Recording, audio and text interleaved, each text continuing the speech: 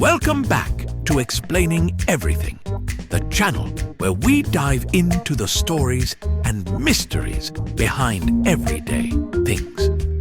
Today's question comes from one of our curious viewers, Skylar Quest. Thanks for the suggestion, Skylar. You asked, why don't birds get electrocuted on power lines?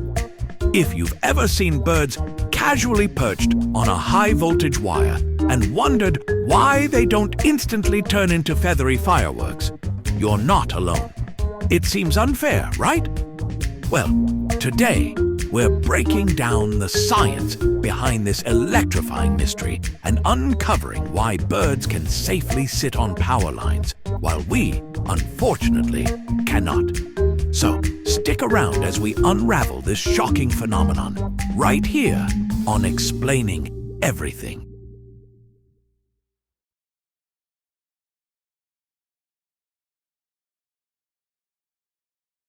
All right, let's break this down. Electricity, as we all know, is kind of like a lazy tourist. It always takes the easiest and most direct route to get where it's going. Power lines are designed to carry electricity from one point to another, and in order for an electric shock to happen, there has to be a complete circuit. That means electricity needs a way in and a way out.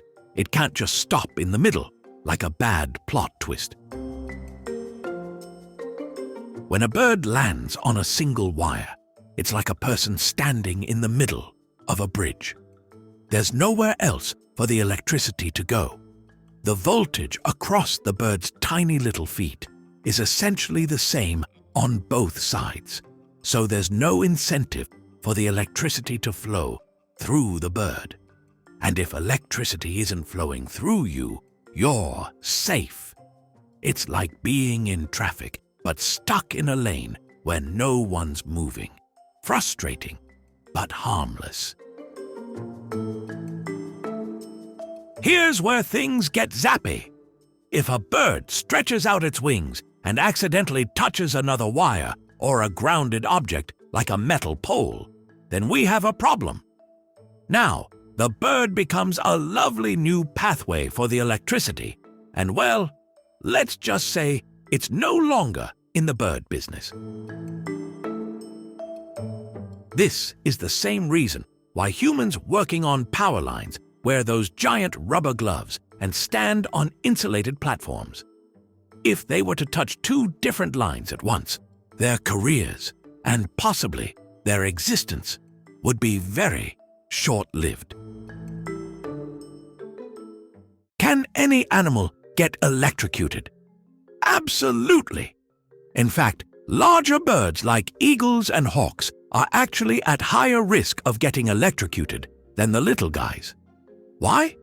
Because their wingspan is so big that if they're not careful, they might accidentally touch two wires at once. It's like trying to take a nap in a hammock, but accidentally rolling off onto an electric fence. Bad news. Squirrels, on the other hand, are like the parkour champions of the electrical world. They regularly scurry across power lines, but their secret is the same. They're only touching one wire at a time. However, if a squirrel makes a wrong move and touches something grounded, say a transformer or a pole, well, let's just say the lights might flicker for a second. If you're thinking, well, if birds can sit on wires, can't I? First of all, don't. Second, birds don't usually touch the ground or multiple wires at the same time.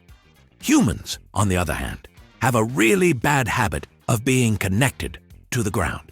If you were to grab a live wire while standing on the ground, congratulations, you've just turned yourself into the perfect pathway for electricity to reach the Earth. Not ideal.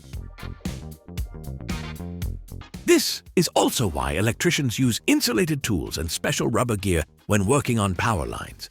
Rubber doesn't conduct electricity well, which means it acts like an off switch for electric currents trying to find a way through the body. It's the same reason why you're safe from lightning inside a car. Electricity wants to reach the ground, and as long as you're not part of the connection, you're good. Believe it or not, power companies are actually aware of the risks power lines pose to wildlife, and they've made some improvements. In some areas, they install insulating covers on power lines near bird habitats to prevent accidental electrocutions. Some places even use bird diverters, which are little spinning devices that make power lines more visible, so birds don't accidentally clip them mid-flight.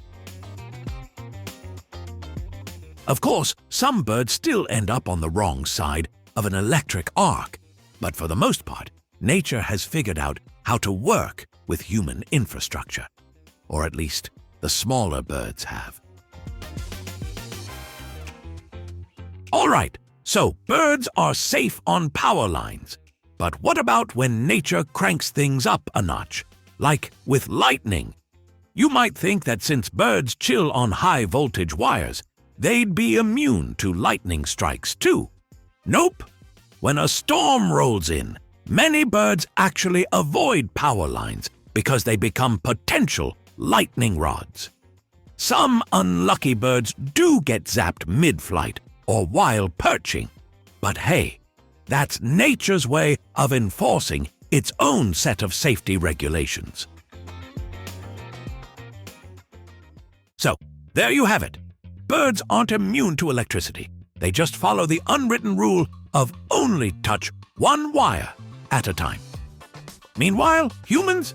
Not so lucky. Unless you've got wings and an impressive ability to defy physics, it's best to admire power lines from the ground.